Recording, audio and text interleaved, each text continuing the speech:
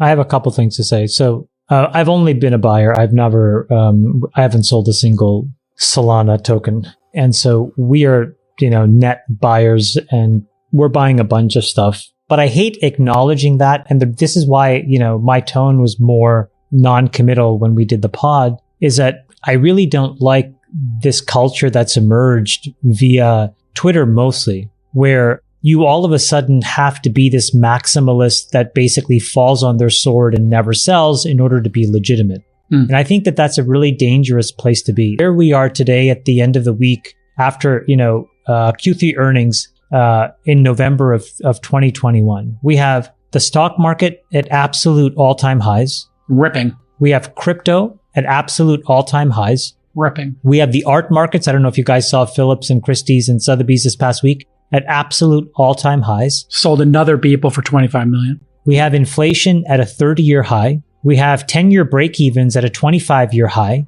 We have, 1 trillion dollars that we just approved last week, and we're still horse trading on another $1.8 trillion of stimulus that we're going to put in. And so then you have, I think the most important thing, which is the two most important founders of our generation, the two smartest people who have really consistently won, Elon Musk and Jeff Bezos, have collectively sold more than $11 billion of their holdings this year alone.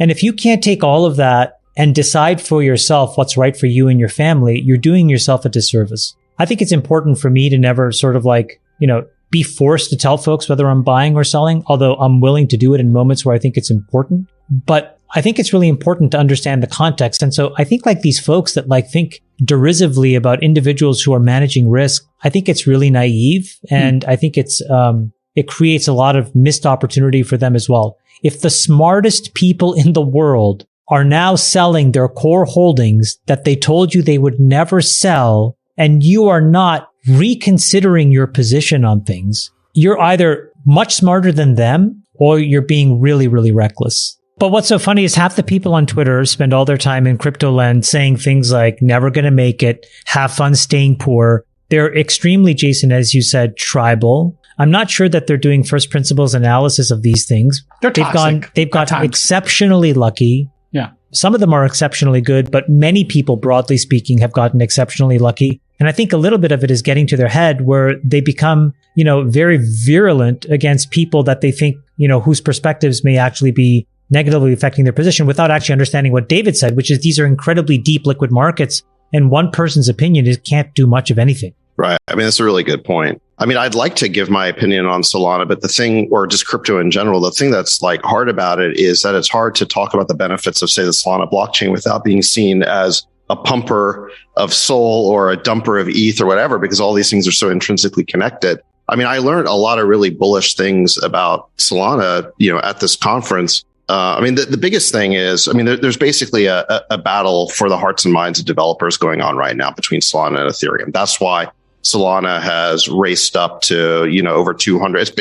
I don't know what, 7,000% increase or something incredible like that. The reason is because Solana as a blockchain gives confirmations back in something like 400 milliseconds, whereas Ethereum takes, minutes. And, a transaction that might cost tens of dollars, 10, 20, 30, $50 of gas on Ethereum costs pennies on Solana. And so that's the advantage. Yeah. Yeah, exactly. It's also, a lot of developers feel like the developer tools that they've created are easier than building on Solidity. The thing that Solana gives up, the trade-off that it makes is decentralization. There's basically that transactions are processed by 20 validators, and they're a top 20 based on holdings of Sol. So it's kind of like this proof of stake model. So anyway, there's some trade-offs there. I can tell you that, it's the view of, our friends at Multicoin. And, I heard a lot of this view at the conference, although obviously you have to take it with a grain of salt because these are the biggest believers. But their view is that Solana over the next year will flip Ethereum based on developer activity, that there's real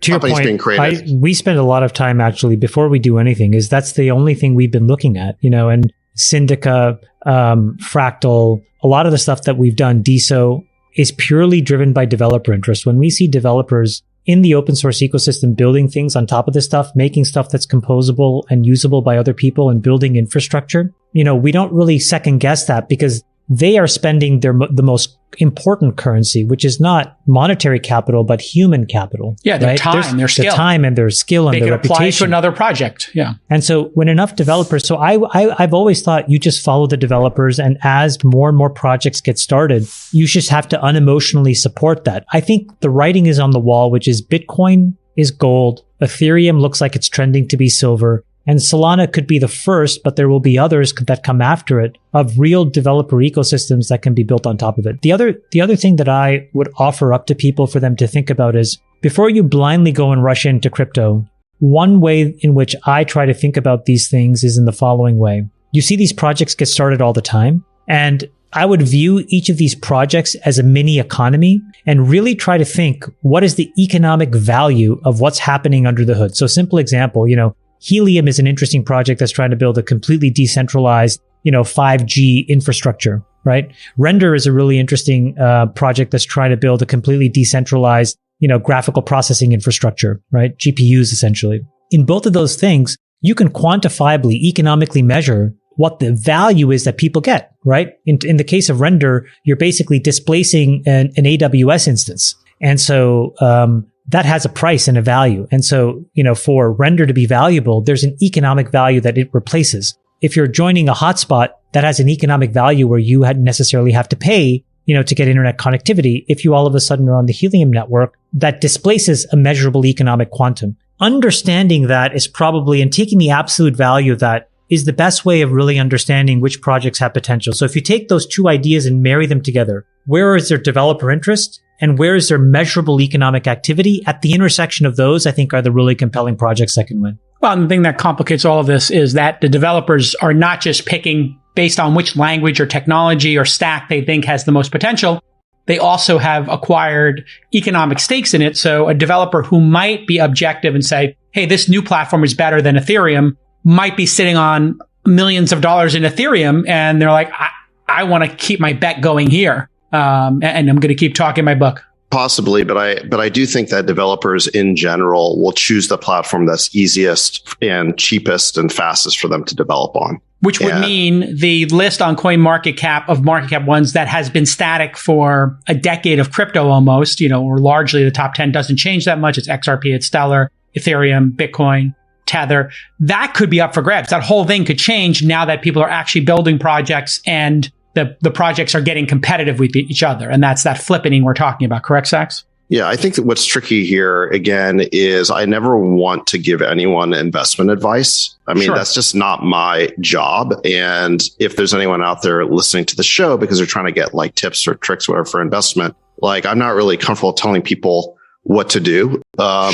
So, everyone just has to understand that. I do feel like what I saw at this conference over the past week in terms of developer enthusiasm and activity was very bullish. Actually, it was a lot like I went to the Ethereum conference. I think it was back in 2017, several years ago, and it felt a little bit like that. Although I would say that this time it felt less academic. Like several years ago, it felt more like white papers. Now it actually feels like real projects and businesses that people are trying to create. Still infrastructure and less applications, or more applications and infrastructure? Chamath mentioned a couple of them. So there's Helium, which is creating a decentralized network for Wi-Fi. There's Render, which is creating a decentralized network for GPU. There's one called Hive Mapper, where I met the founder. It's a decentralized network for people to map the world. You can think of, the concept of a miner that Bitcoin invented. Think of them more as like a resource provider to a network. So with Bitcoin, we call them miners, but they're the validators of transactions, and we're trying to incentivize them through block rewards, basically through small bits of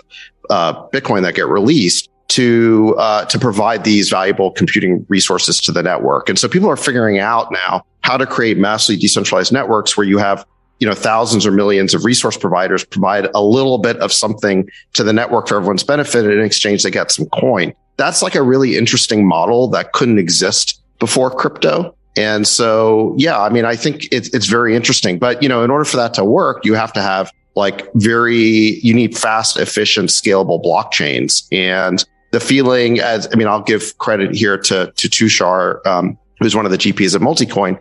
His view is that this was the iPhone moment for blockchain, that what Solana has built, because it's massively scalable and also very cheap. Again, you can run a lot of transactions for pennies. Now, all of that is obviously very bullish for Solana. The thing I wrestle with is, and Chamath kind of alluded to this, is I think everything's kind of in a bubble right now because of monetary and fiscal policy. And so, I guess you could say that I'm long Solana versus ETH, but I do kind of worry that the whole world right now is very bubbly. And so as a GP, like, what do you do about that? I can tell you right now, like this second, we are sitting on Solana that we have not sold. So, I am long in that sense. However, sometime over the next whatever number of years, we will distribute out our position of Solana to LPs. And then the LPs will make their decisions. And then they'll make their decisions. Might specialize in crypto and want to keep it. Other ones might not want to hold assets and need that money to fund their endowment, to give scholarships to students, or whatever your LPs